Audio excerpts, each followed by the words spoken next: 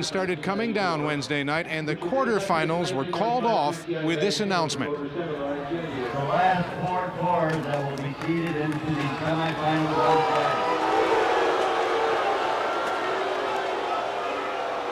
After that announcement that the last 4 corps would be seeded into the semifinals, not only the skies, but confusion reigned. All this took place after the afternoon's drizzle became the evening's rain, which became steadier and harder during the performance of the Phantom Regiment.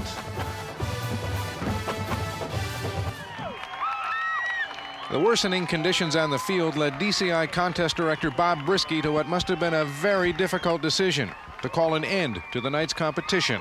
Show was canceled. I canceled it because of safety reasons, because of the concern of a couple of directors. And some of the people were slipping, so we canceled for safety reasons. No matter the reasons, many fans and corps members were left more than just a little disappointed. It's something we've worked for all summer, was to be able to perform these last 3 shows. And everybody, there's a lot of people in our corps who this is going to be their last 3 shows, and I know they're disappointed that one of their performances was taken away from them. All it is raining. Drum corps always marches unless there's thunder and lightning. If there's thunder and lightning, get them off the damn field. Rain, no big deal.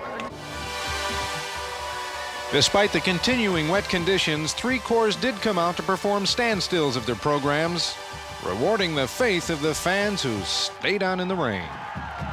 You think it was a good call to cancel? I think it was a real good call, yeah. It's going to get real dangerous out there. It's going to be slippery. We don't want to see any of the kids hurting themselves or anything like that, so I think it's a great call. And we still have a show going on, so let's party.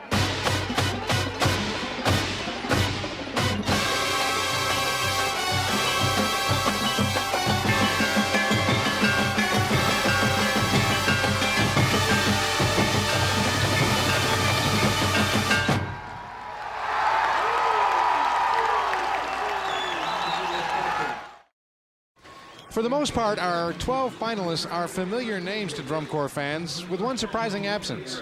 Star of Indiana is not among our elite tonight, but don't assume the star has faded.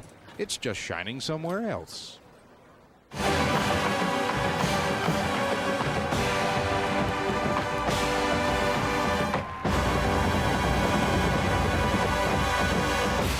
One year ago, the Star of Indiana was a 1/10 of a point from winning the Drum Corps World Championship. This year, they're not even one of our finalists. Now, from the outside, it looks like Drum Corps as usual, but appearances can be deceiving. Star of Indiana chose not to compete in DCI this year, opting instead to produce their own brass theater show, performing on stage with the internationally known Canadian Brass. Corps Director Jim Mason explains. The best way I can describe the show, it's almost like an Ed Sullivan variety show with brass instruments. You combine all these elements together along with the visual, the lighting, the special effects, the stage-like atmosphere, just creates what brass theater is all about.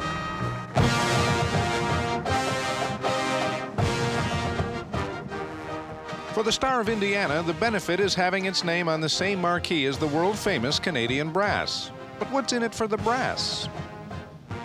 In the brass world, we have a certain position that by coming to the Star, first of all, it makes them feel very, very good about themselves, that they're in an enterprise worthy of the Canadian Brass spending this kind of time with them. We like that relationship. We like to bring that to this enterprise because we do feel what they're doing is extremely worthwhile, and anything we can do to enhance that is valuable. No resistance. And that felt a lot better. Some Corps fans have been critical of Star, suggesting the Corps picked up its toys and went home after narrowly missing that #1 spot last year. Star eagerly defends its experiment. If they can't see the merit of what it means to kids, this is supposed to be a youth activity with kids. And if you look at exposing them to a world-famous brass quintet, to have them play 2 hours of musical literature versus 10 minutes, if you look at all the positives, it's just been a great learning experience for the entire organization. And I am absolutely thrilled we did it. I'm not looking back at all. Do I love drum corps? You betcha. But Star of Indiana is doing something very special this year, and I don't know of any organization that would take this level of risk because they were upset. I mean, it has nothing to do with scores. It has to do with the opportunities. In 12th place, the Colts. Last year, making finals for the first time was a tremendous accomplishment for the entire organization. What was real nice about it is that we really weren't banking on that. You know, we've never really set any extrinsic competitive goals as being something we're here for. So it really was kind of a coincidence, almost a result of doing everything else well. After being in the finals, you know, all of a sudden there's a little more credibility, a little more visibility. The recruiting gets a tad easier, the money raising gets a tad easier. The kids come in expecting to be in a finalist. Here we go, to the right, ready, hands. We built it very slowly, very carefully. We haven't rushed and put the competitive aspects ahead of doing it in a very conservative and very consistent basis. We're looking at this as a pyramid that competitively is getting higher, and then I'm making sure that it's also getting broader so that it continues to be stable. Everything got a little bigger this year, and what we see on the field is the end result of doing all those behind-the-scenes things correctly and very strongly.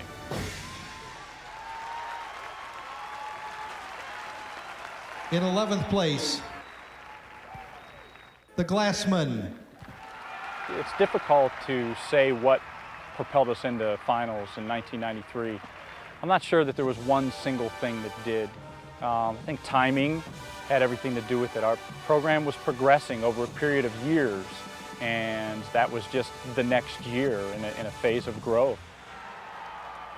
It's an awesome responsibility to be in the top 12. You have fans that expect you to be at a certain quality level when they see you early in June. You have fans basically that expect you to play what they want to hear, and when people come to the Glassman, they expect a top 12 organization. And that can be difficult at times to make sure that everything is in place to continue to provide that. The organization has grown over the last 8 years significantly, primarily I'd have to say because of our philosophical foundation. Our main goal is to provide an experience of a lifetime. And an experience of a lifetime doesn't just apply to the members, it applies to the staff, the parents that help, the drivers, all of the people involved, and even equally as important, the fans. If we can create in our own little world of the Glassman a great experience for all touched by the Glassman, then we have truly succeeded. If you've not been around drum corps for a while, you might be surprised how complete, how full a drum corps pit is these days. What's the pit? Well, they've got everything down there, and earlier this week, Dennis DeLucia took a tour of the Crossman pit. One of the most significant developments in drum corps in the last decade is the expansion of pit percussion. Percussion instruments are divided into two groups, the tuned or melodic percussion instruments and the non-pitched instruments. On the tuned side, we have timpani. We have vibes made out of metal bars.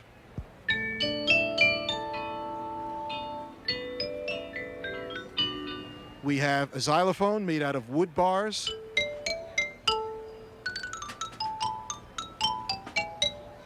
A marimba made out of wood.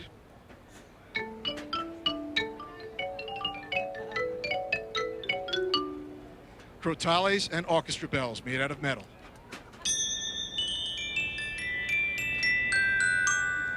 On the non-pitched side, we have a drum set and kungas.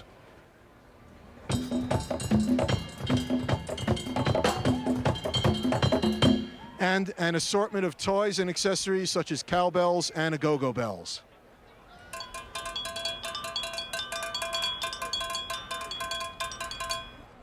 And when you put it all together, it sounds like this.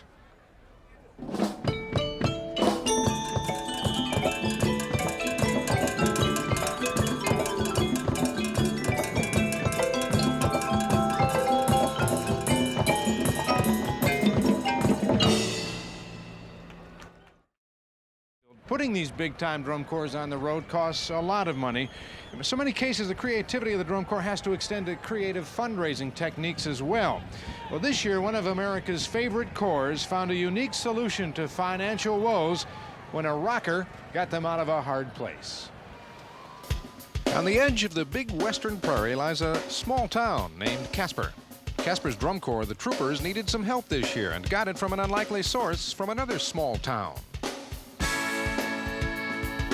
Rocker John Mellencamp did a benefit for the Troopers this May, raising much-needed funds for America's Corps. A little ditty about Jack and Diane, two bad kids growing up in the heartland. Mellencamp shares his heartland hometown with Bloomington Star of Indiana, so the Troopers might seem a surprising choice for the rock star. Well, that Casper connection came through Mellencamp's father, Richard, and Star's founder, Bill Cook. It's a result of about 2 years of work.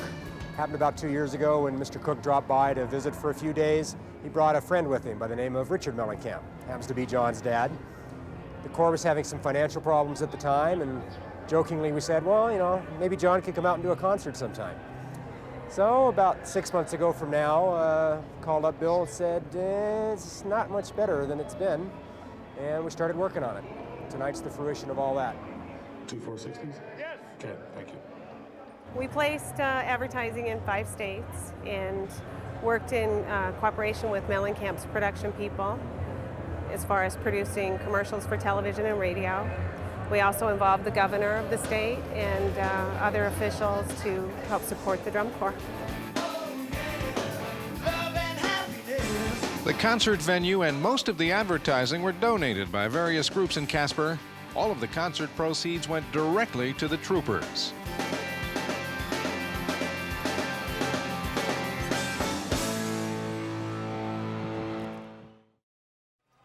You can hand a kid a flag, and they can spin it. It's organization and discipline and attitude that makes up a color guard. How do you create a top-notch guard? Ask the experts. To drill the manual of arms in motion, let's assume attention. Mark time. Mark. By shoulder, arms. Over the last 20 years, drum corps color guard has changed just a little bit. Ho.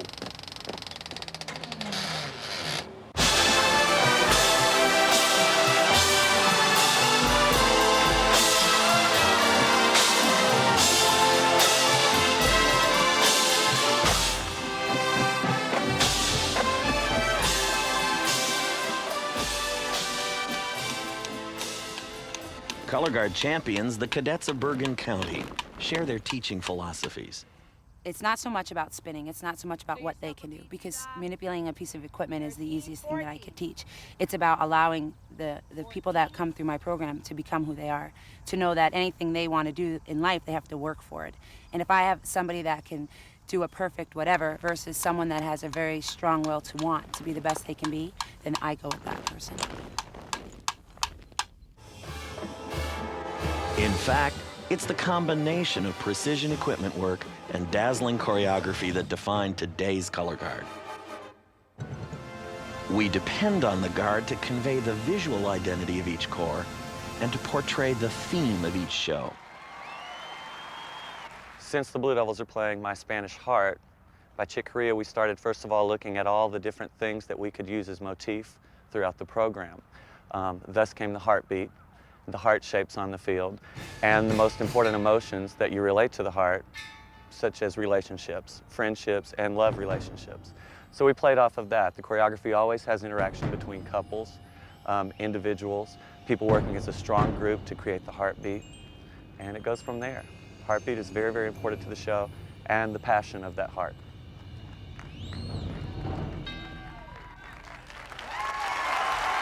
But teaching the true championship attitude goes beyond just themes and techniques. No matter what you're doing, you're affecting people somehow. You know, whether that's correcting them on a plie, whether it's telling them their hand's wrong on count 5, whatever. You know, somehow you're affecting people, and if they leave here, and they got something out of it, and I could do something for them in their life, not just through color guard or dancing, then I feel like I've done something great. You know, or at least I hope I have.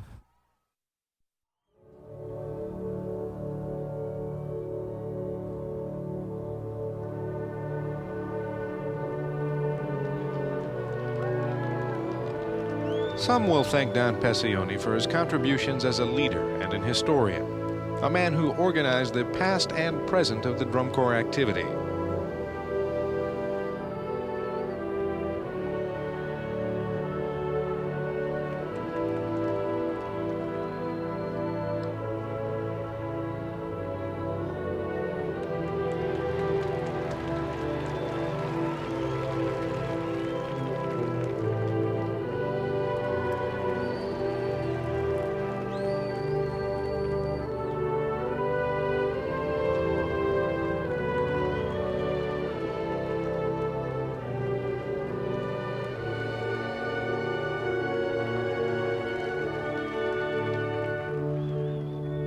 Those who really know Don know his proudest accomplishments can't be found in record books or trophy cases. His legacy, his contribution, his history is recorded in the faces of the kids who grew during his watch.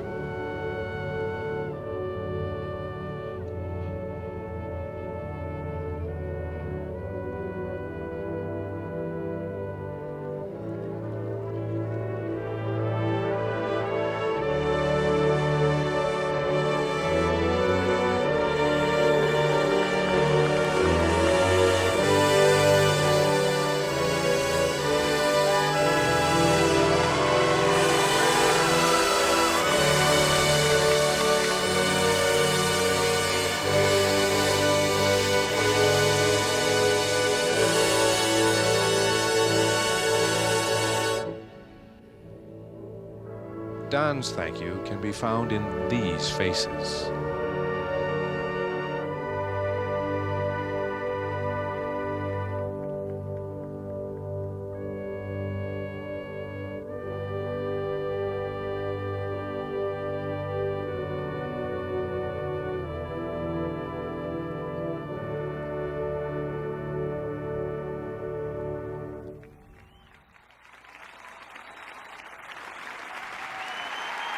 A lifetime dedicated to drum corps, ladies and gentlemen. Don Pessione, DCI's retiring executive director.